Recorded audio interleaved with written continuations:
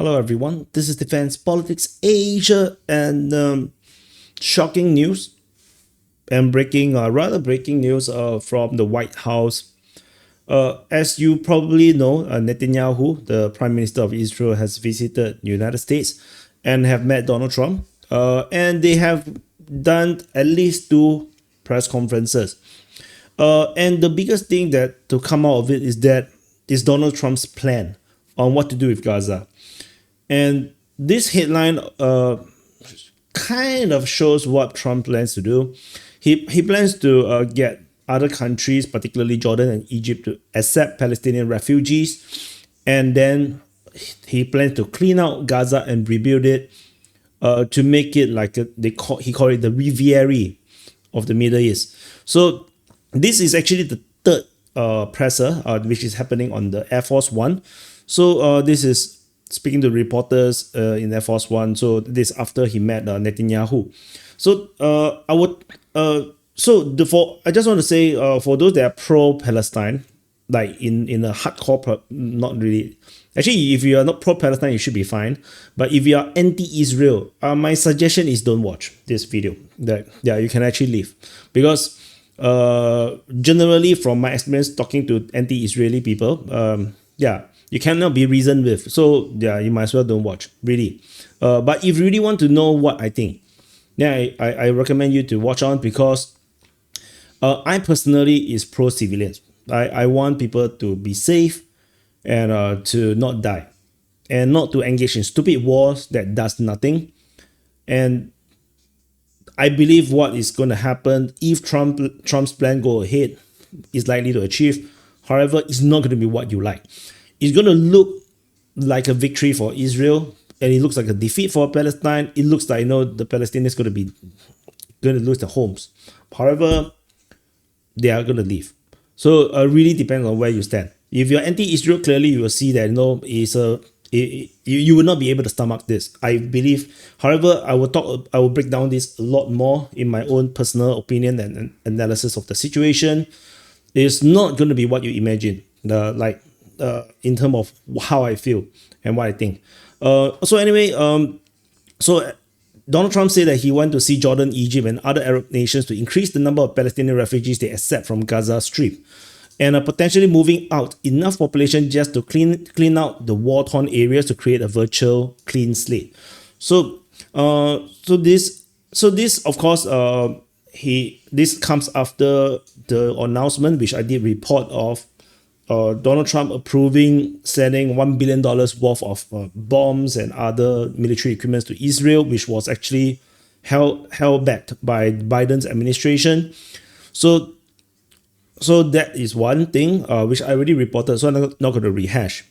So they say that Trump has already called the King Abdullah II of Jordan and will be speaking to Abdel Fattah el-Sisi of Egypt.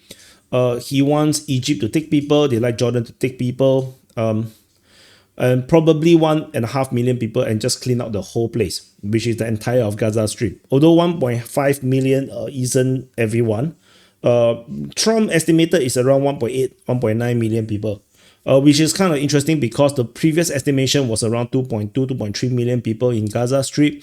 So even if like 200,000 people die, that's still we're still missing around at least 300,000 people. So did they die or something, or did they have already moved out? We can't be sure right now. So Trump complimented Jordan for successfully accepted Palestinian refugees, and he loved Jordan to take more. So he's looking at the whole Gaza Strip right now is a mess, a real mess, which I think no one can deny it is a mess. And however, the displacement of the people would definitely cause massive problems in terms of the Palestinian movement, because Gaza has always been Palestinian controlled, in the sense that they live there, not say control. They have been living there at Gaza for as long as we can remember, in terms of, because since World War II, even after the Arab-Israeli war, the first war, the Gaza is basically controlled by Egypt. So the Palestinians are living there, and then after that, even Israeli takeover is still Palestinians are living there. So to remove Palestinians from Gaza and de-Palestine it is definitely a problematic issue. But let's see. He said the resettling could be temporary or long term. But he said something have to happen because it's currently a demolition site, and almost everything is demolished. People are dying there, so he rather get involved with some of the Arab nations build housing in different locations so they can maybe live in peace for a change. You have to I think I'll add more about it later. Let's not break the articles. So Netanyahu said thank Trump for keeping promise to give Israel the tools it needs to defend itself, probably referring to the bombs, but he did not talk about the refugees. So, but tentatively, Jordan foreign minister said that the country will reject the transfer of Palestinians. It will be firm and unwavering. So, Lindsey Graham, he's not important. He's not important at all. So the crown prince, so the idea of Palestinian going to leave and go somewhere else, I don't see that to be overly practical. That's still him. God damn it. Okay. So he's not important. No need to listen to him. So Trump offered a non-traditional view of the future of Gaza in the past. He suggested that Gaza have to be rebuilt in a different way, which I personally agree. He said Gaza is interesting. So good at the sea, best weather, and everything is good. So maybe he's going to build a resort there. Who knows? So so much irrelevant things. Hey, come on, AP. Why is your article so distracted? Who is this writer? God damn, you two know what the hell you're writing. So anyway, I asked Grok, for the information. So we have takeovers, takeover and own. So the idea is that I'm very dark. Let me see. Let me wait. Maybe this is better. So US will take over and own the Gaza Strip. No, it's not here. We're unclear what does Trump actually means that. And so to develop the area, creating jobs and housing, but currently, it's going to exclude the allowing Palestinians returning to their homes in Gaza. So relocating 2 million people to neighboring countries and potentially other Arab countries. And Trump is very adamant that this is going to happen. Like he seems like he have the pressure points on Jordan and Egypt. You're going to force them to accept it regardless what they think. And of course, everybody will reject it because it's a politically correct thing to do. For Muslim countries or anyone that is very, very PC, clearly they will reject the proposal.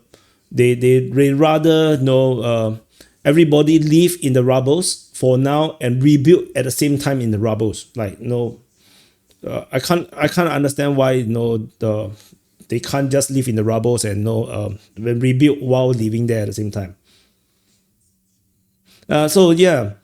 So of course everybody is PC and everybody cannot be anti-Palestine, especially if they are Muslim or they cannot support this plan. That's normal. There's nothing special about it. Even if they actually support the plan in their heart, they're not going to say it. So that's for sure.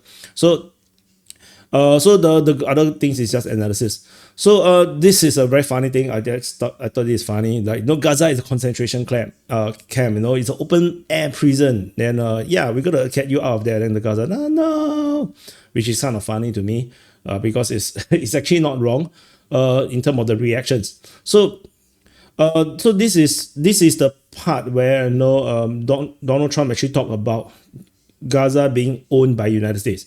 And I find it a little bit interesting. We can actually read a little bit into his faces. So let's listen. The U.S. will take over the Gaza Strip, and we will do a job with it too. We'll own it and be responsible for dismantling all of the dangerous unexploded bombs and other weapons on the... So you can see Netanyahu looks a little uneasy. For sure, he looks a little bit uneasy because I'm quite 100% sure I can tell you that this is not Netanyahu's plan. For dismantling all of the dangerous unexploded bombs and other weapons on the site. level the site and get rid of the destroyed buildings. So when he talked about the removing of the bombs and explosive, he relaxed a bit because that's a normal thing. Level it out, create an economic development that will supply unlimited numbers of jobs and housing for the people of the area. Uneasy again. Do a real job, do something different. Just can't go back. If you go back, it's going to end up the same way it has for 100 years. I'm hopeful that this ceasefire could be the beginning of a larger and more enduring peace that will end the bloodshed and killing. He sighed a little bit. With the same goal in mind, my administration has been moving quickly to restore trust in the alliance and rebuild American strength throughout the region. And he zoned out a bit. We're a respected nation. From this little bit, of course, I'm not a face reader, but the sense I get, by watching the expression, I'm not going to say I want to read too much into it, but 100% this is not Netanyahu's expectation or plans. When he flew to United States to meet Donald Trump, I'm quite sure he wasn't expecting this. Netanyahu clearly wants the Palestinians out. Clearly, that's one thing that is in line with what Donald Trump's plan is. However, Netanyahu wants Israel to annex Gaza. That is for sure. I think it's an open secret. No, they definitely wanted Gaza.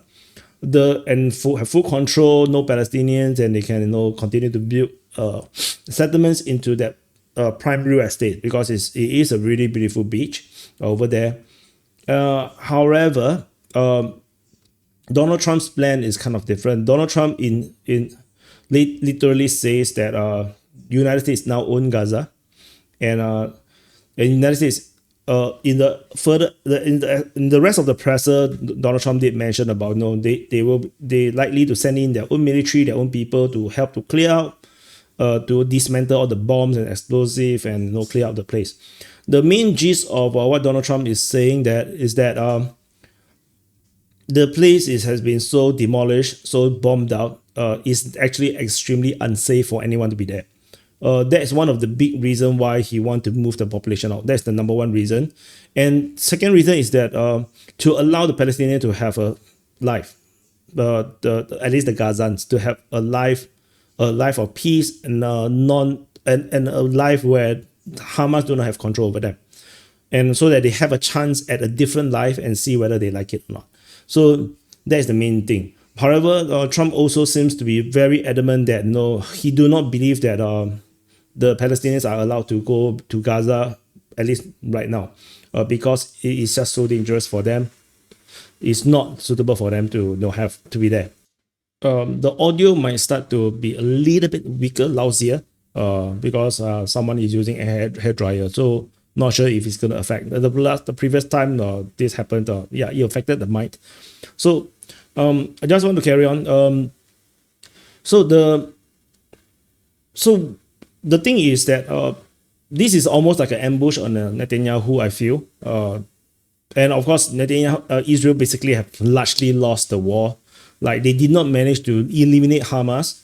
Hamas continued to operate, especially when they hand over the hostages. They look as if they are totally intact. They still have the uniforms and everything. So it's a total failure for Israel. And I think Donald Trump, I most likely behind the scene, basically tell Netanyahu in his face that he failed. That it's time for the United States to just take over and do the Trump's way. Netanyahu's way, they have 4 years to do it, is over. So that's probably what it is.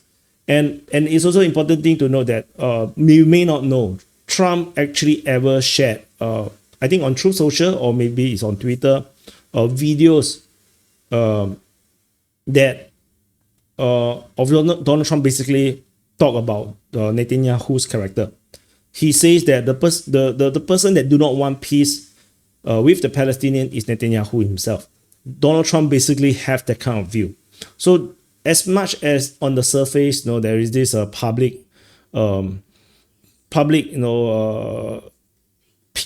picture of like great friendship between Trump and Netanyahu, I can 100% assure you that they are not that close. They appear close, but they are definitely not close. Trump knows that Netanyahu is not a simple person. and Netanyahu sees Trump as someone that he can possibly make a deal, but this person is a very difficult person to deal with. Trump is a very difficult person to deal with. Netanyahu himself is a very difficult person to deal with. So they have this kind of mutual respect, but Trump believed that he have the upper hand. Which is why I believe that Trump is now forcing his way. So it's important to also look at what was the previous Trump's plan for Palestine. This was the previous plan that Netanyahu clearly was not interested, to adhere to, because this give up land to Palestine, and also it give Palestine a state, which Netanyahu really don't want. The official position, I think, of United States is to a two-state solution. So which is definitely also not what Netanyahu wants, and I think most of Israel may not want a two-state solution. So this plan was actually, was not even seen by the Palestinian side, and they just outright reject without even looking at it. But Netanyahu played along during those days. During the first term, this was actually the map for the first term, during the first term of Trump's administration, where Netanyahu played along, but Netanyahu knows that this is not going to work out, because he already knows that Palestinians were just rejected. But the thing is that now, my feeling is that because of Gaza Strip is already totally bombed out, I think Trump is going to go back to this plan, and I think he's planning to force this to happen. So West Bank is West Bank. Tentatively, West Bank is a mess right now because Israel is just stamping their authority all over the place, and Palestinian authority is weak as fuck, and they do not know. They have no elections, no democracy. Palestinian state is a total mess, which is why until now they can't be a country, because it's effectively a semi-dictatorship, which is also a semi-puppet state of Israel. So everything is a mess for Palestine. So how to be a country, I do not know. So which is why, as much as people like to think that Palestine should be a state, they are not ready for it, because they are a total mess right now. You give them one, it will just be a chaos, and then who knows what will happen. Then maybe then they will likely to be the radical ones to take over, which is like the initial election. Hamas won most of the election, most of the seat, but then they are anti-Israel, and then they go to war, and then we'll go back to the same place where Israel will just militarily crush the Palestinians and then reconquer everything again. It's just pointless. That's the main thing about why the Hamas, the first, the one and only election in Palestine's history, that Hamas largely won, cannot be held, because they do not hold a position where they recognize Israel, and eventually what will happen is that they will end up antagonizing Israel, and then they might attack Israel, or Israel will just punitively attack them, and then we'll go back to the same old situation, which is pointless. Then people will just die for nothing. So under this plan, I believe that they will have the problem is that this plan was actually a very generous plan, as far as I can tell. Of course, people who are anti-Israel, pro-Palestine will disagree, because they feel like Israel is the invader and occupier or colonizer, and a large chunk of the entire Israel-Palestine territory should return to Palestine. Although they totally disregard that Israel actually won the war and conquered all this place. So let's be logical. You especially for those that are pro-Russia at the same time, or anti-Ukraine. If you can be pro-Russia, then you should understand that the more powerful military force will conquer and annex places. Israel is the more powerful military force. They conquer all these places. They will not give it up. There is no universe Russia is going to give up Crimea, nor Donbass, nor Zaporizhia, no Kherson from now on. Similarly, there's zero reason Israel is going to give up land, unless they got forced into it by United States, like you see these industrial zones and residential agriculture region. This is concession by Netanyahu, but Netanyahu did this despite knowing that in spite. They basically know that Palestine would not agree to this, so he just agreed to it. But this is definitely, they have rejected this, so this is unlikely to be what's going to happen. Although I feel like Donald Trump may try to do this, but we have to also put into consideration that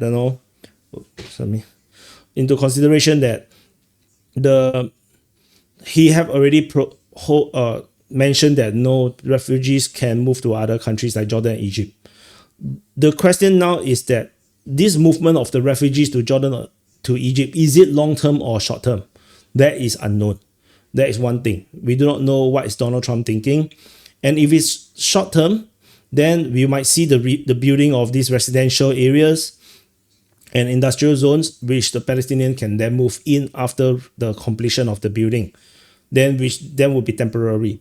However, if it's permanent, then Jordan and Egypt will have to just swallow it. I don't think they have what it takes to resist Donald Trump, because Donald Trump, the United States under Donald Trump is not the United States of the past. They're going to force it down their throats, and they have nothing. There's nothing they can do about it. So let's see. Egypt and Jordan have the backbones to disregard their security and just stand by their position to not accept the Palestinians. I seriously doubt it. So even Donald Trump don't doubt it. Donald Trump is like going to force it down their throat, and they have no choice. So it is what it is. Just like Netanyahu honestly would not have accepted that the United States now own Gaza. No, but they have no choice. Donald Trump is going to stuff it down their throat. Of course, Netanyahu or Israel future leaders can have future plans on how to psycho or buy out politicians in the future for United States to give up US controlled Gaza to give to Israel. But there's anyone's guess, because United States is currently undergoing a political revolution. Who knows how United States will operate in the future? So this plan is just a waste. It's a waste what this actually did not go through, because this is so good for the Palestinian people. Like they have a chance at life. Yeah, then so the Riviera of Middle East is to build the Riviera of Middle East is interesting. How would he want to do this? My personal hope is that United States will actually hold control of Gaza and not give it to Israel. That's actually my hope, that Gaza will be US controlled, and then it will be turned into an international zone where foreign investment can come in, and then in the longer term allow Palestinians to study there. Maybe they can set up some universities over there, seek medical because it's a more built up, totally new, high-tech new city. They have a state-of-the-art hospital where Palestinians from West Bank can go through this West Bank Gaza tunnel and then seek medical attention and whatnot. And hopefully they will build these plans, this working area, residential area that Gazans can or Palestinians can actually live in. And maybe hopefully Jordan and Egypt will also open up citizenships to all the different Palestinian refugees and just allow them to choose. Do you want to stay as a Palestinian citizen, or do you want to integrate into Egypt and Jordan, and respectively for all the other Middle East countries? Because currently the problem with the Palestinian issue is that it is so politicized in the Arab world that Palestinian refugees have no way out. They are stuck. They cannot become part of even the children that born in Egypt or other Middle East countries, they cannot get the citizenship of these countries that they live in because of their ancestry links to Palestine. And this is just a weaponization of the people. My hope is that Trump will force every single Arab country that is currently holding Palestinian refugees to open up pathway to citizenship and allow the Palestinian people to choose. Do they want to return to Palestine one day and stay a refugee for now? Or do they want to take up the citizenship and live a new life? This is what I hope they will do.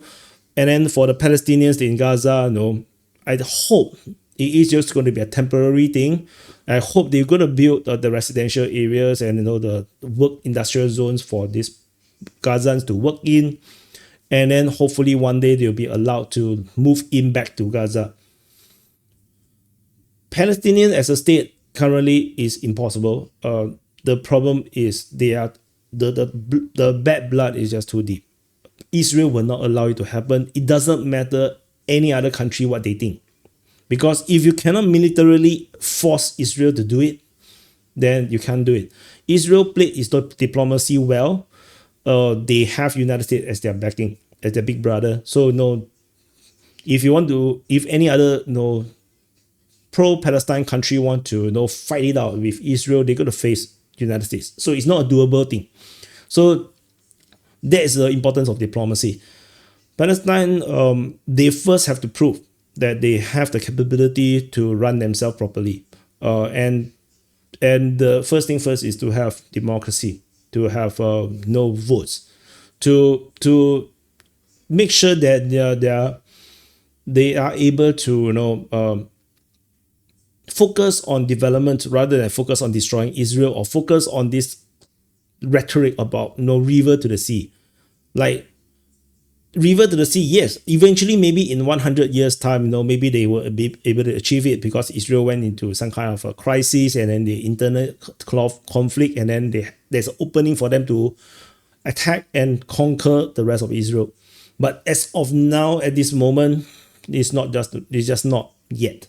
It's just not yet. So my personal view is that no, I'm not pro-Israel. So I'm just saying that no, the key point now, if Palestine want a future that they could potentially take over the entire of Israel, is to develop their people first. They have to develop the human capital, to have the highly educated people, have smart people to be able to earn a lot of money, build a lot of developments, have good diplomatic skills, prove themselves as a very as a state in waiting.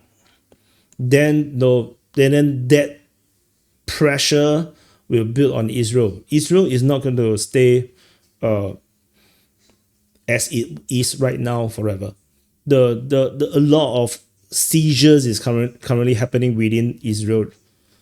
But the thing is that when Israel breaks up, or when Israel go into crisis or anarchy, is Palestine ready to gain independence or not? That's the problem. If they're not ready, then the window of opportunity will be wasted. Then everything is pointless. The Palestine need to get ready for statehood. When the opportunity comes, for example, a president, maybe Donald Trump, maybe a future president, is ready to give Palestine that statehood, they must be ready to accept it. At this current moment, if Palestine becomes a state, it will just be a dictatorship. It will be pointless. It will just be a dictatorship. The people is just going to continue to suffer. They're not going to have a better life. Everything is just going to be still shitty.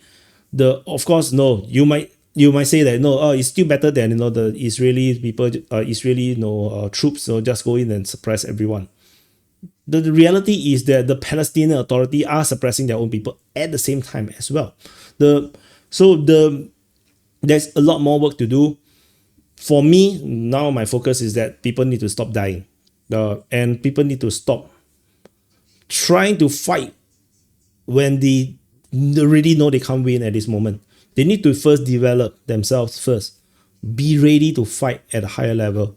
Not this, brainwash the children to try to, fight the Israeli by throwing stones and whatnot. It's just a wrong way of investment. You're investing in the wrong thing.